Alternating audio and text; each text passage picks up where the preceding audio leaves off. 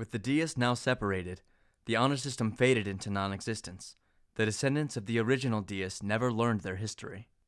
There haven't been many sightings of them since. I'm assuming they weren't happy with the way their art was dictated or judged, having someone tell you who you are or what you should do. I've been dressing the same way since the end of college, and which was like '98 when I first dropped out. Back then, skinny jeans were not skinny jeans. They were just jeans. They were just tight-ass jeans, you know. And I would get called FAGGOT every single place I went based on my pants. And it didn't make me stop wearing them. It just made me look at people and say, the majority of you are complete and total pieces of garbage. You can look at somebody and you can say because they wear pants a certain way, that means they're lower than you. You know, that means that they're less than you, and that gives you the right to make fun of them. That is just really sick to me, and it's just weird. And I would think that, I mean, I don't go around saying I'm an artist, and I don't know many people that do. But I would relate those two situations. It's funny because being a college professor, there's a certain level of cachet, I think, that goes along with that. When you say, I'm a college professor, everyone's like, you know, a lot of people are like, oh, what do you teach? Oh, I teach art. Oh. If you walk up and you say to somebody, I'm an artist, they're going to immediately say you're a bum. You don't have a real job. You know, you're not intelligent. You're weird. You're automatically an extreme liberal. What else do they throw at you? I don't know. All kinds of stupid things that have nothing to do with you as a person. Some people see that as being kind of intriguing and interesting and like, oh, you're an artist, tell me more. And then there are also people who are always going to be, oh, you're an artist. I don't get that, so it kind of makes me scared of you. Humans, we are social creatures. We like to interact. And so we all have this innate desire to interact. But I think in some ways these selfish individuals, they've put themselves in a vacuum in which they don't have to relate to anyone. They don't have to empathize with anyone. They don't have to try to understand anyone else. I think it helps to understand or have empathy for what other people are going through. I think I've always been able to explain how I felt. I don't know, maybe people didn't quite get it, but I still, that didn't seem to matter because I knew what I was saying. I had a speech impediment. I had intensive speech therapy. I had a stutter. You know, kids were making fun of me every time I opened my mouth. They would just crack up, you know, because I couldn't get a sentence out. Sometimes you do critiques and you get the kind of creative, highfalutin conversation, you know, that you'll witness, you know, when someone does an artist statement and it just seems like a lot of gibberish, but they're not really making a point. You read the whole 5 paragraphs and not one sentence made sense, but you start to think that's maybe the way you have to explain your work. But as I got older, I realized I don't have to talk that talk. I can define myself in my own terms, speak the way I speak, and have my own unique voice. Verbal communication is easier for everybody to understand. Artistic expression is typically understood by those who are like-minded. So the more I'm doing it, the easier it becomes, and the more depth I'm able to offer, the more clarity I'm able to offer. I'm able to expand on ideas and concentrate on them and compress them. You know, you have some artists that may not understand what you're talking about and what you're trying to relay, but verbal communication, that cuts through everything. I think that the art is really just to spark the idea, to spark the discussion around the idea. So I think it's always going to end with verbal communication in the end. I found another song, and it comes from this drawing of a girl. I'm assuming she's a deist, but why does this picture of her produce this song? And why is she with the other pictures that produce songs? I'm guessing the quote around her has something to do with it. It reads, "When there is no enemy within, the outside cannot hurt you."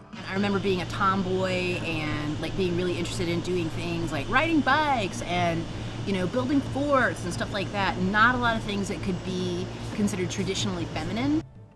I would definitely say I had some weird moments or habits or personality quirks, but I think everybody kind of does in their own way, so. Like, I was just really weird when I was younger, and that weirdness kind of became my trademark, And I realized that it wasn't really weird, that weirdness is completely relative.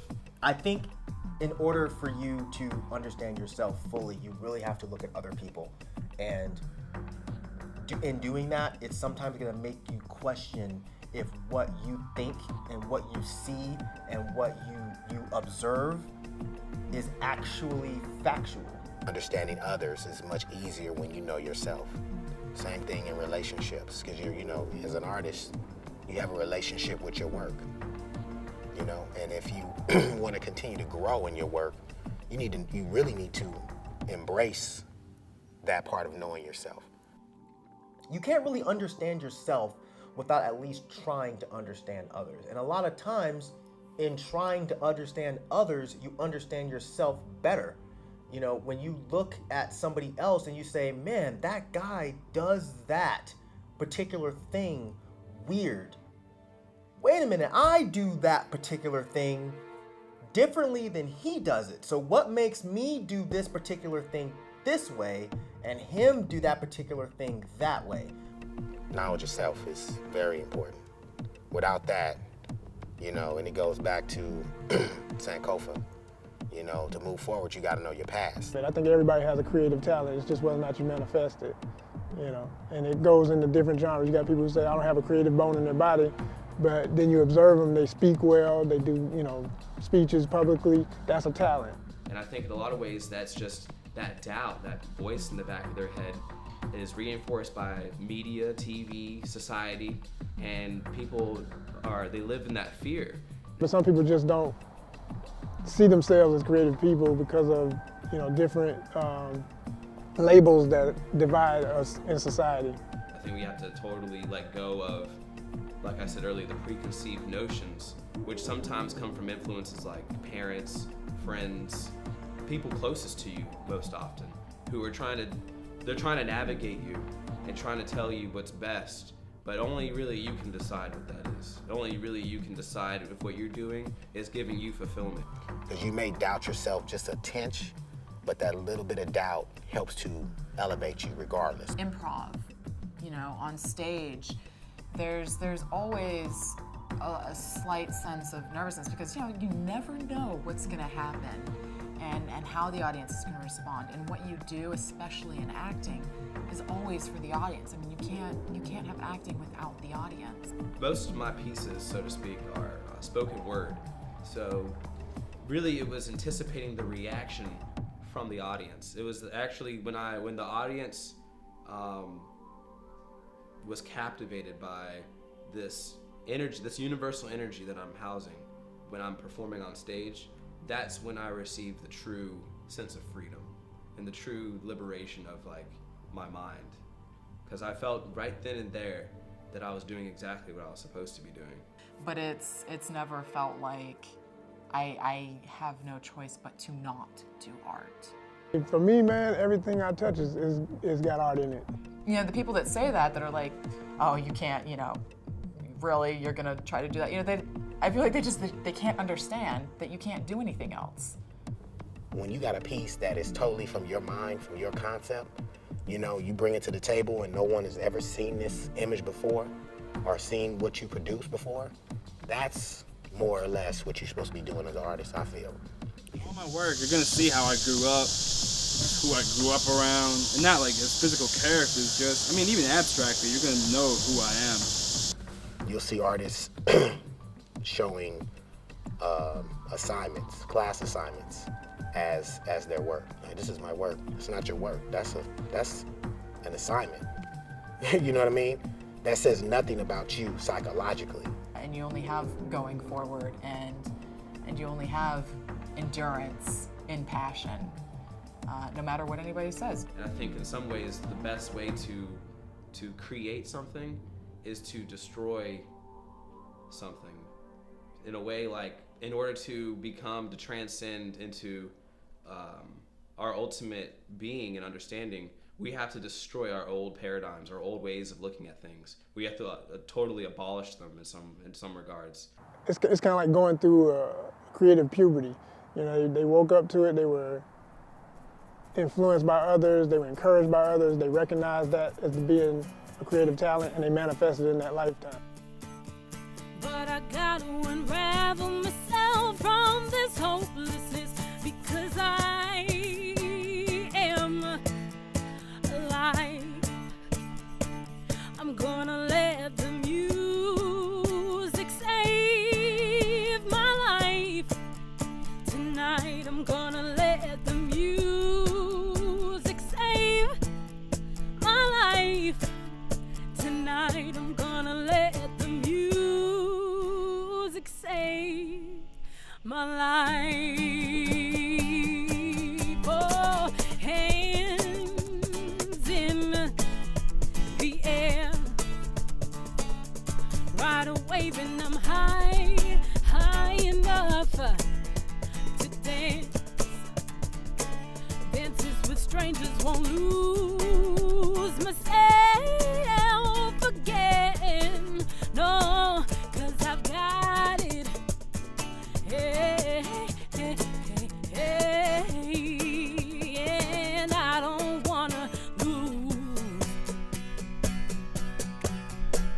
No, no, no, no, no, no.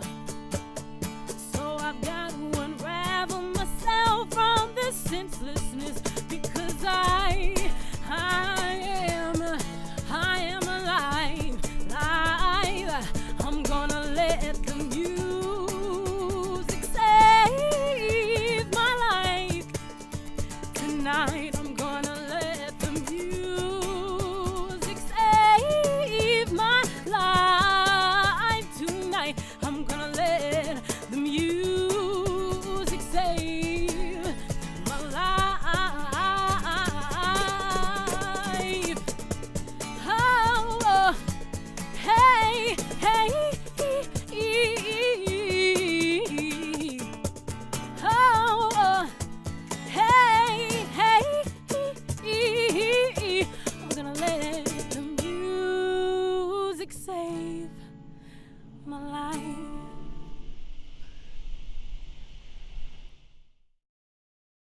I don't have much evidence or info to figure out what she has to do with the honor system. There is another quote here, though. Don't be afraid to cry. It will free your thoughts. I think that most artists are artistic from a very young age, and what makes them artists as opposed to civilians is that they never lose that. They never lose that wonder and that sense of having adventures within their own imaginations. Everybody has this artistic gift. It's just they haven't claimed it for themselves yet. They haven't. It's an inheritance that is, I think, inside all of us, but not everyone acknowledges it or claims it. You know, Dr. Martin Luther King Jr. was an artist in the way he spoke and wrote. You know, people who cook well, that's a talent in art. That is an art. You know, someone who knows martial artists and who's a martial artist, that's an art. I mean, you don't have to be like a painter or something conventional to be an artist. You could be a football fan who likes to make scorecards of the games or draw players or like collect all the jerseys and make little live viewing displays for the jerseys. I mean, in a way, that's an art form because that passion is there. You know, I think everybody's born with certain creative ability. It's just that unfortunately, societal stigmas, etc., about certain types of art don't give people the confidence to move forward with that through their life. I think that everyone can be artistic, but I think it takes a lot of guts and determination and hard work to become an artist. Being an artist is bringing an artist is bringing your private light to the public, putting it in the limelight for the world to see. Some of the most beneficial experiences of my life have been when I have tried to put myself in situations where I'm really outside my comfort zone. I think the more true to yourself you are, the better your art's going to be, and more it's going to resonate with more people. So it's nothing but a good thing. You know, you're also putting yourself out there, your vulnerability. You know, when you create art, when you paint something, painters put pieces of themselves into their work. Writers put themselves into characters. And Acting in its essence isn't, I mean, it's not acting. It's not, oh, I'm gonna be handsome now. Like, true acting, method acting, is believing, like, hearing a situation, and then within that split second when you have action, believing that situation. Like, you're not dying from a disease in a hospital bed. You know, you're not pretending to die from a disease. You are dying from a disease.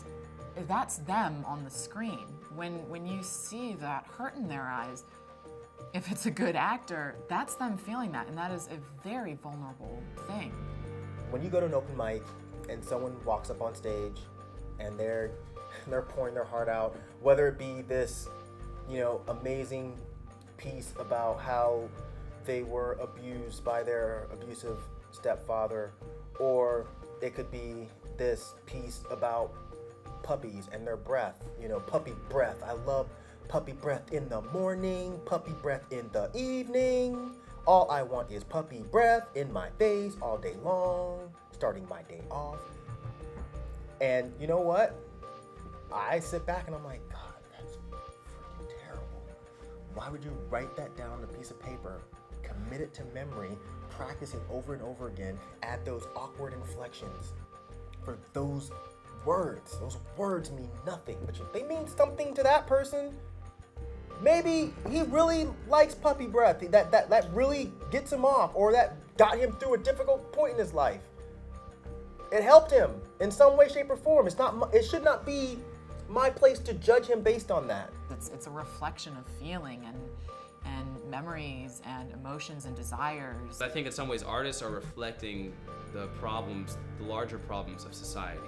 So in order to go more into your artistry, you have to learn about the problems that you're facing and the problems that you're subjected to. And by overcoming those problems, everything else just becomes easier. We're all more or less the same. I think we all have different experiences. I think we can all learn from each other. You got to know that your work is going to leave an impact on other people. The more in depth that I get with my own art, the better that makes me as a teacher. And the better teacher that I am, the more I learn from my students and my colleagues.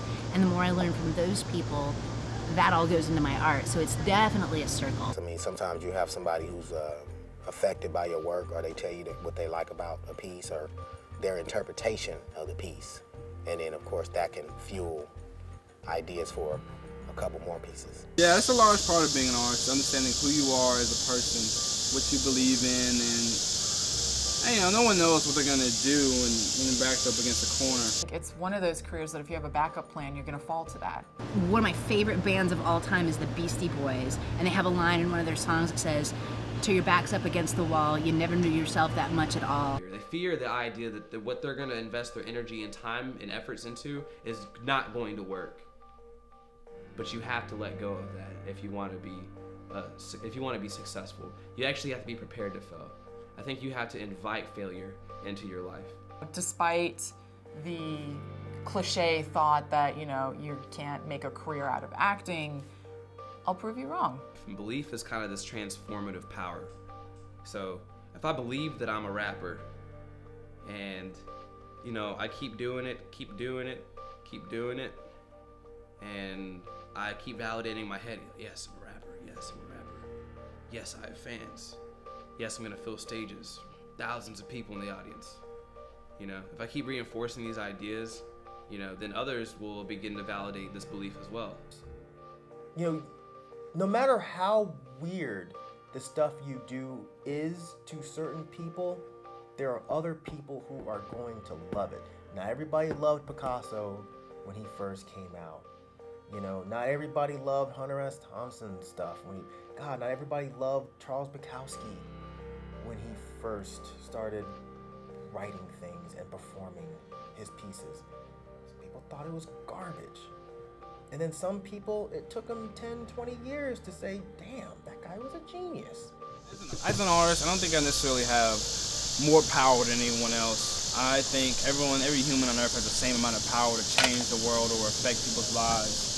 But as an artist, one thing I think that sets me apart from the rest of the world is that I am obsessed with creation, with grabbing a project and breathing life into it. I think that one of the things that art gives me is a sense of confidence in my own beliefs, in my mindset, and what I'm contributing, no matter how small, into the world at large.